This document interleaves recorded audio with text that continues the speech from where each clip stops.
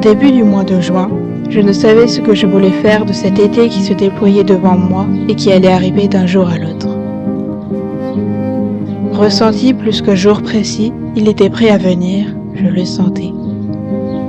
Ennuyé de n'avoir d'idée de ce qui rythmerait mes journées, je partis chercher une feuille, quelques pinceaux et crayons et commencer l'esquisse de ce qui deviendrait réalité. Petit à petit, plusieurs fils s'entremêlèrent, tissant la toile de ces quelques mois ensoleillés. Envie, activité, devant moi une liste de choses à faire mais surtout à vivre.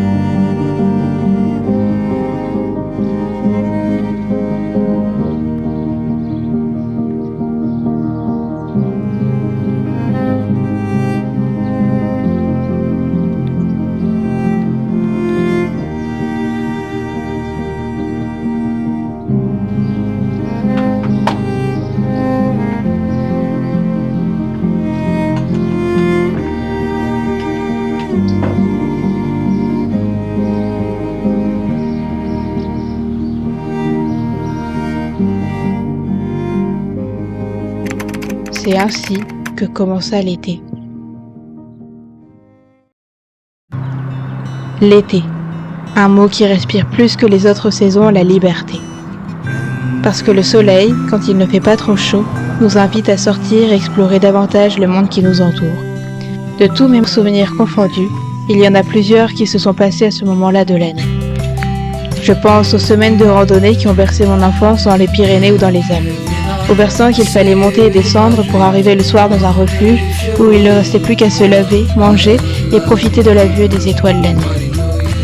C'était des instants coupés du monde, de la réalité, de la société, de la vie qui va trop vite. C'était des moments de liberté intense que je n'oublierai jamais, malgré la sueur que j'ai déversée. Je pense aussi aux vacances chez mes grands-parents dans le sud-est, à 2 pas de l'Ardèche. Cette maison que mon grand-père a faite, que j'aime tant par ses pierres sèches, ses volets verts, la fontaine dans le jardin, ses oliviers, le potager, les poules, la chaleur écrasante certes, mais qui fait partie du décor et qui sans elle, rien ne serait pareil. Et puis mes grands-parents bien sûr. Mon grand-père, octogénaire, dans sa forme olympique, construit encore tout un tas de choses en digne tailleur de pierre qu'il est. Et puis ma grand-mère, malgré sa maladie de l'oubli-tout, reste vaillante.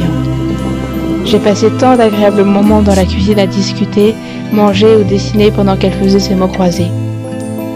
Et je ne saurais compter le nombre d'heures que j'ai passé au téléphone avec elle entre 2 étés, lorsque j'étais toute seule à la maison et que j'avais peur des bruits qui m'inquiétaient.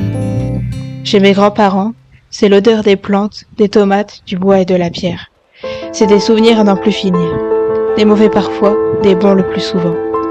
C'est l'endroit où je retrouvais de temps en temps mon cousin et par la suite ma cousine venue tout droit de Colombie. C'est un endroit qui m'accueille et où je me sens comme chez moi.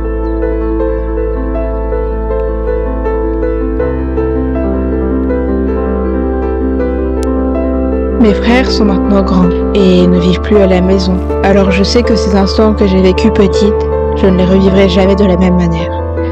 Ma grand-mère n'est plus vraiment la même, ma santé non plus. Il m'est difficile voire impossible de manger à l'extérieur, autant par idéal et respect de la nature que par réel impact sur mon corps physique. Nous ne voulons pas laisser nos animaux, maintenant que ma petite Noirouille est toute seule, et nous n'avons personne de confiance pour les faire garder. Et quand bien même, je crois que je ne le ferai pas, parce que je ne peux pas m'imaginer les laisser. C'est pourquoi j'essaye de passer le meilleur été possible en restant à la maison.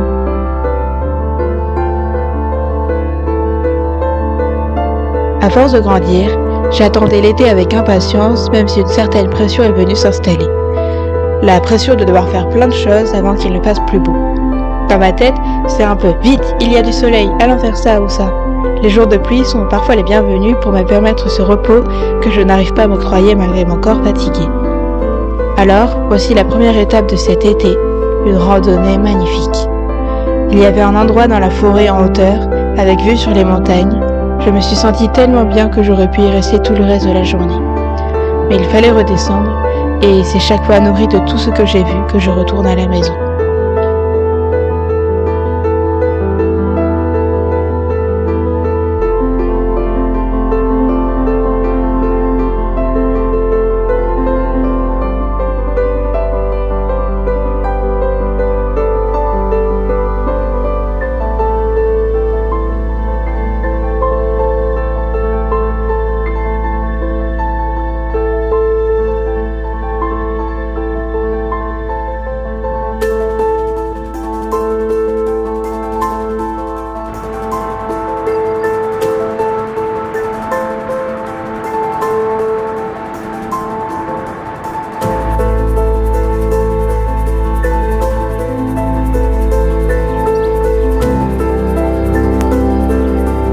Les cornichons ont commencé à donner et j'ai tenté ma première conservation pour ce cucurbitacées. Je pense que je n'en ai pas mis assez dans le bocal, mais je n'en avais pas de la taille adéquate, tous les autres étant trop petits. J'espère que ça fonctionnera tout de même.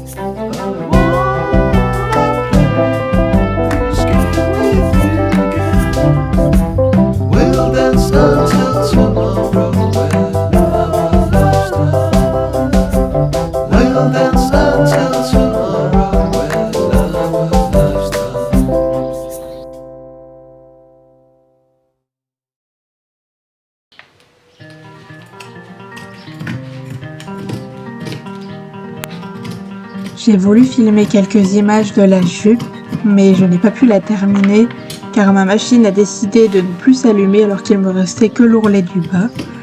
Mais dès qu'elle sera réparée, je la finirai. Et aussi, j'avais très mal aux pieds. Ça a été assez compliqué de monter sur ce ballot de paille. Mais au moins, il y a un petit aperçu de ce que rend la jupe portée.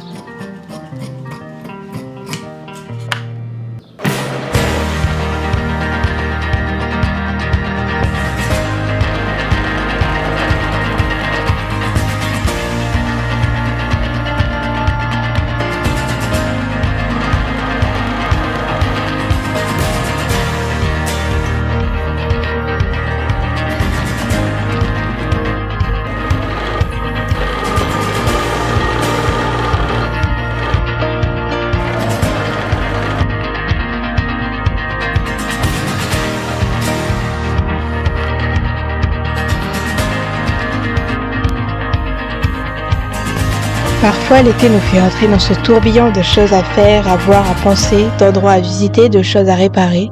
Mais il y a cette citation que j'aime beaucoup qui dit « C'est à l'endroit où il est le plus profond que le lac est le plus calme. Entre au plus profond de toi et tu y trouveras le calme et la paix. » Je suis tout à fait d'accord, mais parfois notre monde intérieur est d'autant plus une tornade que notre monde extérieur, et il faut avant de trouver le calme faire un gros ménage de printemps.